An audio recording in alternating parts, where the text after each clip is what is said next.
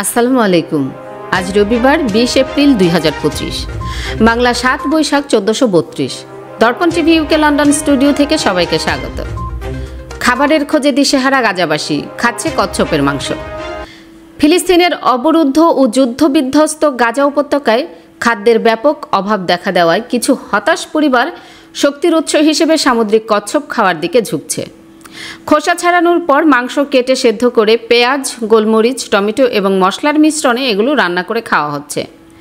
আশ্রয় শিবিরে কাঠের আগুনে একটি পাত্রে লাল মাংসের টুকরোগুলোর দিকে নজর রাখতে রাখতে মাজিদা কানান বলছিলেন, বাচ্চারা কচ্ছপকে ভয় পেত, আর এখন আমরা তাদের বলেছি এটি বাছুরের মতোই সুস্বাদু। বাচ্চাদের মধ্যে কেউ কেউ খেয়েছিল, কিন্তু অন্যরা এটি খায়নি। খাবারের বিকল্পের অভাবে তৃতীয়বারের মতো 61 বছর বয়সে কানান তার পরিবারের জন্য কচ্ছপ রান্না করেন। তার পরিবার বাস্তুচ্যুত হয়ে এখন দক্ষিণ গাজার বৃহত্তম শহর খান ইউনিসে একটি তাঁবুতে বাস করে। 18 মাসের ভয়াবহ যুদ্ধ এবং 2 মার্চ থেকে গাজায় সহায়তার উপর ইসরায়েলি অবরোধের পর জাতিসংঘ সতর্ক করেছে, ফিলিস্তিনি ভূখণ্ডটির 2.4 মিলিয়ন বাসিন্দা ভয়াবহ মানবিক পরিস্থিতির শিকার।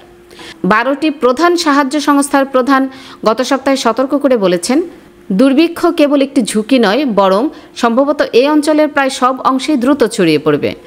কোনো খোলা ক্রসিং নেই যেখান দিয়ে সাহায্য ঢুকবে, বাজারেও কিছু নেই। সামুদ্রিক কচ্ছপ আন্তর্জাতিকভাবে একটি বিপন্ন প্রজাতি হিসেবে সুরক্ষিত, কিন্তু এটি এখন গাজায় খাবারের জন্য ব্যবহার করা হচ্ছে। স্থানীয় জেলে আবদেল হালিম কানান বলেন, আমরা কখনোই কচ্ছপ খাওয়ার আশা করিনি। যখন যুদ্ধ শুরু হয়েছিল তখন খাদ্যের ঘাটতি ছিল, খাবার ছিল না, তাই কচ্ছপের মাংস প্রোটিনের অন্যান্য উৎসের বিকল্প। কোনো মাংস, মুরগি বা সবজিও আর নেই। তিনি বলেন, ইসলামিক রীতিনীতি অনুসারে কচ্ছপগুলোকে হালাল পদ্ধতিতে জবাই করা হয়েছে।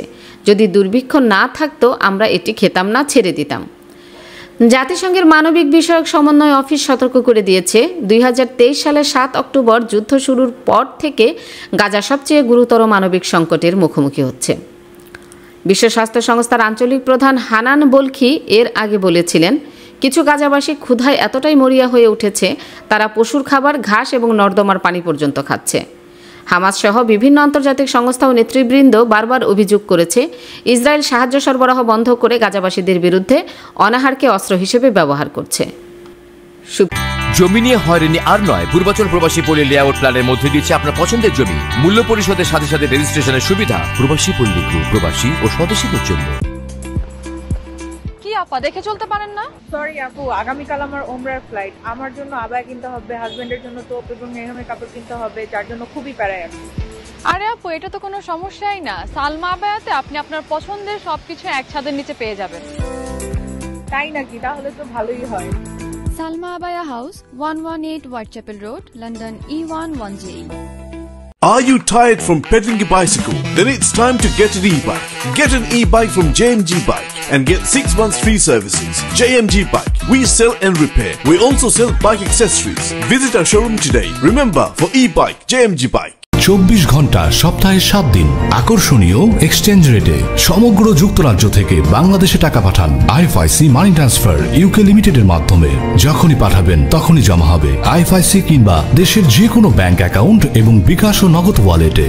মানি ট্রান্সফার করতে সার্বক্ষণিক আছে আমাদের মোবাইল অ্যাপ এবং আপনার নিকটস্থ অনুমোদিত এজেন্ট। বিস্তারিত জানতে কল করুন 020-7247-9670 নম্বরে। আমাদের ঠিকানা 18 Brick Lane, London E1 6RF, UK। IFIC money transfer UK limited, IFIC ব্যাংকের নিজস্ব প্রতিষ্ঠান। সুপ্রিয় দর্শক, এতক্ষণ আমাদের সঙ্গে থাকার জন্য ধন্যবাদ। আশা করছি দর্পণ টিভি ইউকে ফেসবুক পেজটি লাইক, কমেন্ট ও ফলো করে আমাদের সাথেই থাকবেন। আল্লাহ হাফেজ।